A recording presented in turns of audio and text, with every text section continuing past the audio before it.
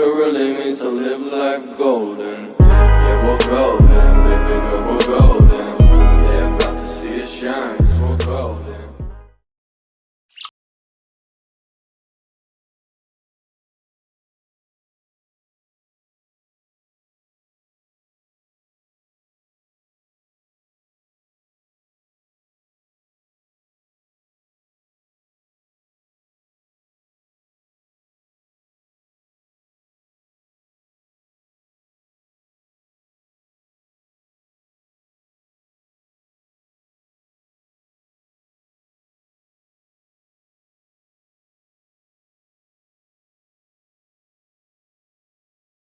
Hey guys, so today in this video we're gonna talk about iOS 13 Beta 1 on the iPhone 6s.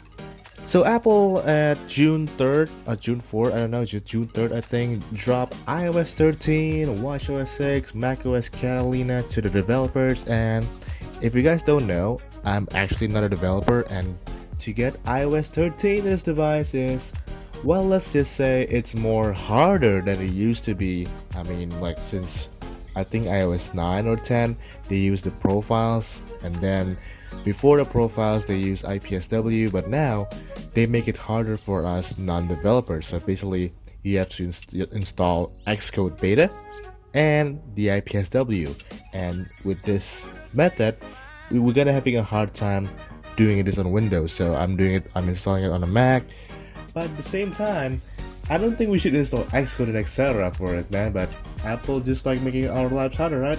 So it is what it is. We got it on the 6s, which is actually the lowest compatible device. So the list of the compatible device is the 6s, the SE, which is very surprising, 7, 7 Plus, 8, 8 Plus, 10, and the etc, 10s Max, 10R. So Apple skipped two devices, the 5s and the iPhone 6. So this is actually the first time Apple skipped two devices and two, I say, chipset, the A6 and the A7, so that's pretty interesting. But another thing is the iPad mini 4 and the iPad Air 2 does support the new iPad OS, and the reason is that when those devices do have the A8 chip, but the reason is those devices have 2 GB of RAM versus the iPhone 6, and the iPod Touch 6th generation also has only 1 GB of RAM. In fact, the Touch 6 I think has like a couple hundred megabytes, because I think it does have less RAM than the iPhone 6, that's why it's making it a little bit cheaper, but I don't know, kind of forgot. So yeah, we are currently running it on the lowest compatible device of iOS 13, the 6s. So let's see what's new here. So you can see I'm at a different location, I'm at Holiday right now. So the new first thing that everyone's will catch eyes on is the new dark mode, and there's two ways you can turn it on: by going to settings, gonna go to display and brightness, and there it is. Look at that beautiful dark mode, and here we go. There is dark mode. It's reflecting all the things, the lights in my hotel room, and you can turn on in settings, but you can also go to control center, 3D touch on the brightness toggle, and here we go. We got a toggle says appearance light. Press that once, appearance dark, and as you can see, the background also adaptive to the light and the dark, because we also do have a new wallpaper. You can see right here we got some new like wavy type of stuff, like watery, but these wallpapers are adaptive to dark and light. So example, I set this green one, and also you can see, let me just go back here, we got a new set of buttons for setting wallpaper versus that big ugly box one since what, iOS 9. And yeah, this is dark mode, and when to return it to light mode, we got these shades of white, turn to dark, those shades are changed to black. And also we can see the dock also have little gray text, not gray text, gray blurred background. And the weather widget, this one is not updated yet, so that's why. But the rest of them, they are dark mode. And notifications, so notifications, they all got the dark mode user interface, which is honestly looks very great. Very good, Apple. They finally listen to the customers. So of course the dark mode will also continue with the app. So for example, there's your phone app here, dark mode, beautiful dark mode. Messages, all your conversation now turns to dark. Let's see, calendar, look at that, red, on dark with the white numbers and everything. Looks very nice. Let's see, Safari, we got now Safari and dark mode, so do not confuse with the dark mode in the private tab, because oh yeah, you can see here the private tab now goes way black, or maybe it's just the same. Is it the same thing? Yeah, it's actually the same thing. So if you turn on dark mode, you don't really notice that much. When you turn on, oh there you go, it says now dubbed here, it says private, so that's a little bit giveaway if you're using the private mode or not, because if you turn on light mode, actually, let me go back to light, it goes back to light, but if you turn on private, it will on dark. So this is the why you can see it, but looks like they changed it a little bit also in iOS 13. And also while we're on Safari now got some brand new updates. So we now have a download manager, but it looks like it's not available in the iPhone, in the iOS iPhone, because they actually separated the iOS for iPads, now called iPadOS, and the iPadOS beta does have the download manager, but not on the iPhone's iOS. So we got this little AA symbol here, and this symbol we can now adjust the text size quickly. We can also go back here again, quickly turn on reader mode. You can also hide the toolbar quickly if you want to have that full screen view. We can also quickly request desktop website and the settings for the web page, because usually all these settings are usually hidden in the share sheets, but now they're going immediately to this top AA. And also speaking about share sheet, we now have a new share sheet. So the share sheet usually goes, I think, horizontally like this. Correct me if I'm wrong, I don't really know horizontal and vertical here. So now we're now going up and down instead of left and right slides. And top here, it will get your contact recommendation for like, for example, you talk to person A a lot, it will show up here, person B, person C. That thing will get updated for third-party apps, so third-party chat applications like WhatsApp or Line, etc. It will come up here as well, but for now it's gonna be blank. And yeah, new share sheet. Next new thing in iOS 13 that Apple actually don't talk about the keynote is a new volume HUD. Yes, they finally fixed the volume HUD since iOS 1.0. Legit, since the first iPhone came out, we always got this big square HUD in the middle of the screen while we pressing the volume buttons or changing the mute switch. Well, now no more, because this is the new volume switch. So as you can see there, we got basically like the second copy of the control center one. But you can also, by the way, just press and hold it to quickly switch it. And let me just quickly here. And if you press it twice, it will shrink and it will turn to this little minimalist volume HUD, which is, thank God, Apple. Thank you so much, Apple. We finally fixed the volume HUD, because it always been annoying for me, especially when you're viewing content, that little intrusive HUD. Also, the silent mute switch, they now changed, so here's the new one. They just come up very nice and gentle from the top of the screen, just like when you charge an Apple Pencil in the iPad Pro 2nd generation. And also we got an animation now on the bell. Let me just do that. You can see there the new animation. And also I found a little bug here. So usually when you turn on change with buttons, you can immediately change your alerts volume, but right now this is only changing the media volume. So if you have to change the ringer volume, you actually have to put the phone on silent and again put it back to normal, and then you can change your ringer volume. Looks like this is a bug in iOS 13. Hopefully it will be fixed in the future betas of iOS 13. Another thing that's new in iOS 13 is when you turn off airplane mode, now you get that little animation when you start to search on the network. This animation usually does available on iOS 12 on the X, XS and all those, but now we do have it on the non-X series. So we got that little animation when we're trying to find a network. Let me just so now we do have a little animation for the bar service. Next is the Photos app. So the Photos app, they got a really brand new redesign. So you can see down there we got 4 new tabs here. So you got years, months, days, and all photos, and board the new Photos app. It's very interesting, and I don't think people will actually like this new Photos app, because some people will get actually confused by this all just basically degree of your photos, especially old people. They'll probably get confused. So yeah, we got now all photos, days, so photos that took one on a single day. So this is all the photos that I took in yesterday, all of them, and this is photos that I took today. We got months, so the photos that I took this month, and years, so the photos that I took in 2019, and there's only one photo. Also, in the new Photos app, now videos automatically play, so once you press them, it will automatically play with muted, so you can just unmute it quickly right there. But thank God, alright, you can disable this in settings by going to settings, photos, and automatically videos, and automatically play videos and live videos. So you can turn this off, and now videos are no longer playing. But one thing that's missing here in at least iOS 13 beta 1 is the big play button, usually at the middle of the screen. Now we only have one play button, and I don't really like that because you have to reach down here just to play video versus just immediately tapping it and it will play. So that's like the two steps just to play the video for me. I like the big button right here, but hopefully Apple would fix this in the future beta. Speaking about photos and videos, you can now do some basic-ish video editing on the built-in Photos app. Finally, thank God. So one of the example is you can now straighten up a video. So for example, that one friend sends you a video that's a little bit, not straightened up.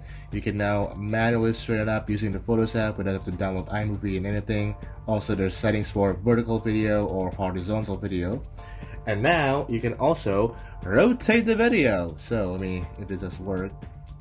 It does not work. There we go. You can now finally rotate the video. It looks like it takes a little while. And maybe because of the specs of the phone, or maybe because my freaking cell bar is obtrusive. But yeah, you can now finally rotate the video. Also, you can now put filters in the video. So just basic filters like black and white, dramatic. You can also now enhance your video, so a little basic color grading-ish, as you say, and you still got your basic trimming video, which is, there you go. And on photos, we do got a little new editing style, so now we got icons that's a little bit bigger versus like it is stacked since iOS 8, but nothing new here. I think there's nothing new, just a little refined icons and filters and the usual crop tools. Oh yeah, you can also now straighten it up as well. Let's talk about music, especially Apple Music. Now here it is in dark mode, by the way. It looks so amazing, especially with the pink and black. Now we do have a new now playing mode, so let me just play music here. Okay, so the way to go to the now playings tab, which is not that. The music title and the artist now goes to the left side versus used to be on the middle on the 12. And now we got a lyrics page. So we tap this button, the lyrics will come in this little beautiful sliding mode, and it will follow as the lyrics says, basically like karaoke style. So I think this is one of the features that will actually bring people to use Apple Music. You also still have the normal lyric here. If we just go to these three dots here and scroll down, lyrics, we still got the good old scrollable lyrics. Next, let's talk about Memoji. And yes, Memoji is now available on the non-X series, but there's a catch. You cannot move your Memoji, so the 6S, 7, and 8, we're only getting stickers that you can use with your emoji. But also you can now create your own Memoji, but you cannot move it, as I said earlier, so you can put your own hairstyles and change the color, which is not supposed to be yellow. Let's put a little white there. Some nice beautiful girls that I created by my own self here. And also Memoji has some new features, so you can put like makeup, and I think there is some more eyewear, headwear, and you can also put, wait for it, AirPods, which is hidden by this girls here. But yeah, we can now flex with your AirPods on your Memoji. Also, other than your created Memoji, down there's also your normal Animoji. So there's 3 new Animojis, or not 3, 4 I think. Maybe 3, I don't know. I don't use an iPhone 10, right? I don't know. But I think these 3 is new.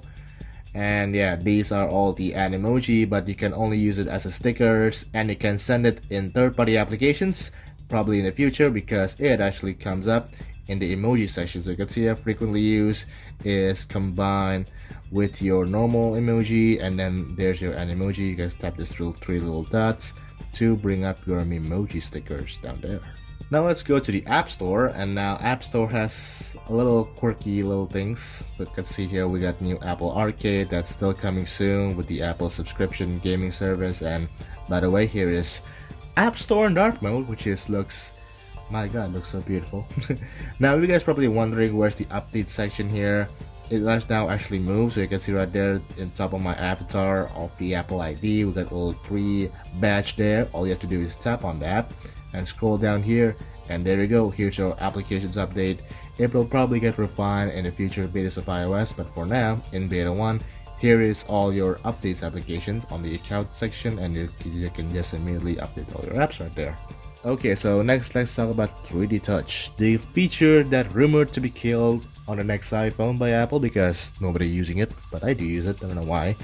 They have a little new behavior here, so you press it, it has a little delay, and I don't know if this actually will be on future versions of iOS, or maybe this is only on beta 1, but we got like a little split-second delay once we do 3D Touch there.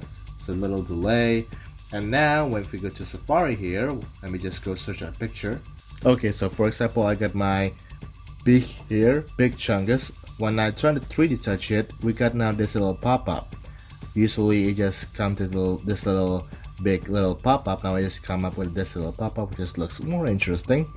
And now save, now rename to add to photos, and share still comes up with a new share sheet, the scrollable share sheet, and now you can dismiss it just going down there, which is very easy. Next, let's talk about one of the new apps in iOS 13, and that is Find My. So Find My is a combination between Find My Friends and Find My iPhone. So you can see here, I don't use Find My Friends because all my friends use this app called Zenly.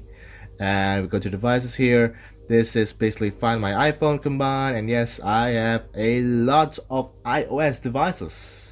Let's talk about reminders and notes. We gotta talk about reminders first. So we got a brand new user interface on the reminders app, so no longer that boring style since iOS 7. Now we got this little tabs, lists. We got, let me go to one of them there. You can immediately open up a reminder. And now iOS 13 also has this little pop-up, like springy pop-up, which is, you can see here, it's like comes up out of the blue. If I can press that, and also you can dismiss it by just swiping, and you can see the background that reminders is like peek and pop. That's pretty cool. This little pop-up mode is available when you try to log on an open Wi-Fi, create a email with the standard mail app,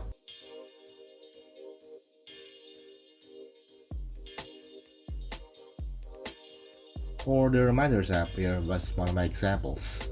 Okay, so we are now at the Notes app. Notes app do have some improvements, so you can now have a thumbnail view for your notes, but I don't have any notes that have a lot of thumbnails. But so we're just gonna talk about the new keyboard. So the new keyboard now in iOS 13 has a swipe keyboard, so now you can immediately swipe on the text. So the quick brown jumps over the lazy dog. Is that right? The Wick Brown. Yeah, I cannot write today. So now you can swipe, and also you can now use 3-finger gestures to, so for example here, if you swipe to the left, it will undo.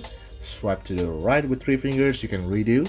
And also you no longer have this little magnifying glass if you try to position the cursor. Now all you have to do is press on the text, and the cursor will automatically move there, which might get some people to get used to it, and also you get some hectic feedback sometime. If you go to the starting of the sentence, it got a little haptic feedback. And I think to copy, I don't know, I think I forgot the gestures, but you can also, oh, there's a little bug there. But yeah, pretty cool that Apple is just improvising it without having to shake the iPhone to undo the typing, especially on the iPad. It's very, very big. Okay, there we go. Now we got this little pop-up here. Double tap with 3 fingers. We can now, double tap with 3 fingers. Oh, there we go. Double tap with 3 fingers now, actually showing the cut, copy, and paste now. So copy and paste. We also got a little redesign home screen for the Health app. Let me just put it back to dark mode because I know you guys like dark mode, okay? So now we got a little more refined versus like this 4 blocks that usually it is in, I think, iOS 10 maybe. And now we got a little more refined information about your health, your steps, and especially if you have an Apple Watch now, it will show up in the top for your activity rings. Next, we do also have a low data mode. So if you go to Wi-Fi, it looks like it doesn't pick up any Wi-Fi. There you go. We can tap this little eye here, and there is a new settings that's called low data mode. So low data mode can trick the network to becoming less using bandwidth. So the iPhone can tell it the network to do that for Wi-Fi and for cellular. If you go to cellular data option, and there you go, low data mode. Okay guys, so I think that's pretty much what I can show you guys in iOS 13. Also now you can actually install custom fonts, which is soon to be on the App Store. We can see now that font section in the settings tab. So we now can, I think, install fonts. So for example, you want to view it on Word or in Mail, but you can't use system fonts. So like Android, you can change the fonts in the whole system. It was not that type of fonts that you can change. Also, we got a new icon on contacts. Now the person in the icon is only 1 versus 2. Okay, if you now screen record, now we got a little icon on the top there between the clock. Also now with personal hotspot, the icons show up right there near the clock. Okay guys, so there is enough what I can show you guys in iOS 13. We also got dark mode on maps, on Apple Maps, but who use Apple Maps? There's my question. And yeah, iTunes is killed, by the way, in macOS Catalina, but iTunes still show up here. It still showed iOS 13. It got dark mode support, and look how beautiful it is on dark mode. So guys, there it is, iOS 13 on the iPhone 6s. At least Apple still supported for the 6s. I mean, there's a rumor that 6s and SE is not compatible. They jumped immediately to the iPhone 7, but they give some love. They give some love for the iPhone SE. As you can see, I scratched the N word on the iPhone text, but I don't care. It's still a good phone. It still supports iOS 13 and hopefully iOS 14 and 15. Hopefully, if next 2 years support Apple. 2 years for the 6s, because this actually is still a good phone. No lags, no slouches on the 6s. And by the way, if you're installing it on the SE, at least on beta 1, you now have 3D touch. Yes, you now have 3D touch, so you can do pick and pop menus under your icons with the SE. Thank you, Apple. I don't know about the Touch 7. I might will buy the Touch 7 soon, but for now, SE. Very good. Apple is actually implementing 3D touch is menu to the SE. Alright guys, so thank you guys for watching this video. And yeah, I will catch you guys in the next video. Peace out.